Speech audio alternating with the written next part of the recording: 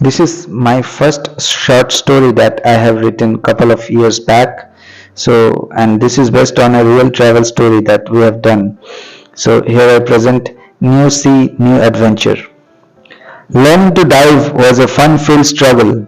Long hours of swimming and learning to float in water. The two basic skills you need to master before you can enroll for the diving certification course. The dive sessions, 10 dives which eventually certified us to dive 30 meters in open seas, were filled, exhausting and awesome. But that's another story. This is all about my first dive as an independent certified diver. The 10 dives during the dive courses had been under the watchful gaze of my dive instructor, always shadowing his move underwater. Also being a popular dive spot, you were never much away from a fellow diver. This dive happened after a gap of 10 months of completing our certification course. Those 10 long months spent busily amid hustle bustle of normal routine life where there was never a moment spared recollecting our dive lessons.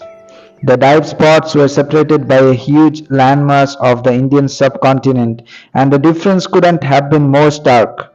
While the first dive site was filled with like minded adventurers from all over the world eager to explore the depths of the seas, this site was teeming with devotees who came to bask in the aura of the divine.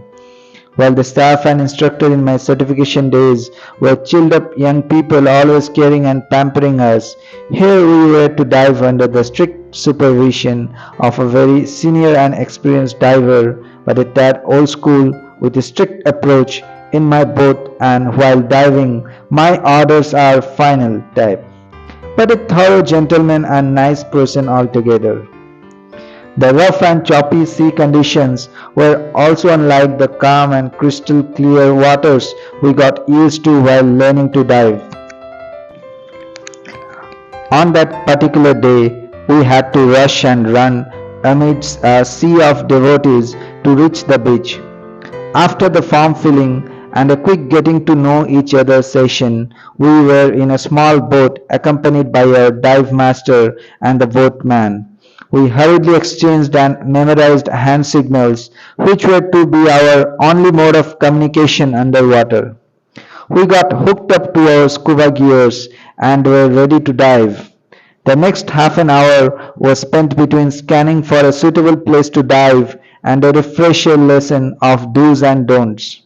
When the moment arrived, she, being the risk taker, took the first plunge, followed by an ever watchful me.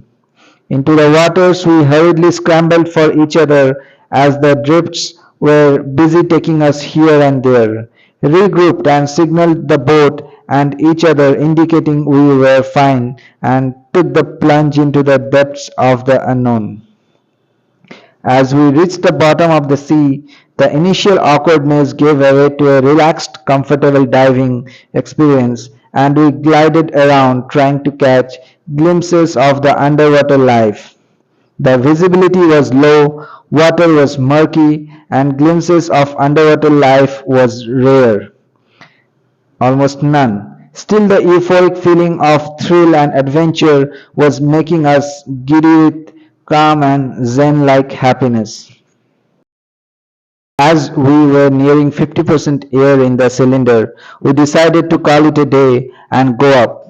When we reached the boat, it had been almost 40 minutes of diving. We patted each other, took some photographs, and were ready to hit the shore, eager to refuel ourselves with a well earned meal. But our boat, which was a small inflated vessel with a motorized propeller, wouldn't even budge. After several hurried attempts, our boatman concluded that the anchor had gotten stuck in the corals. Somebody had to go down again and untangle the anchor. Since we were the ones geared up, we happily volunteered. Thrilled once again. This time we had a purpose too, but the air in our cylinder was at 50%, so we had to be quick. We went down, and the anchor was indeed stuck up in dead corals which had hardened to form a rock-like structures. Carefully extracting the sharp-edged anchor, we surfaced up, signaling to move the boat, but still it wouldn't budge. We dived in once again, only to find out that the anchor had got unhooked from one rock and tangled in with another. We carefully dislodged it, and this time I decided to bring it all the way up with us. The boat moved, and the old experienced diver, being really happy with our training, gladly appreciated the effort. We managed to finally win his respect. Once again, this is a real life experience that we had. Both me and my wife are certified scuba divers. Our training was completed on the picturesque and dreamy islands of Havelock in the Andamans, and this particular dive happened in the sea around the holy city of Dwarka.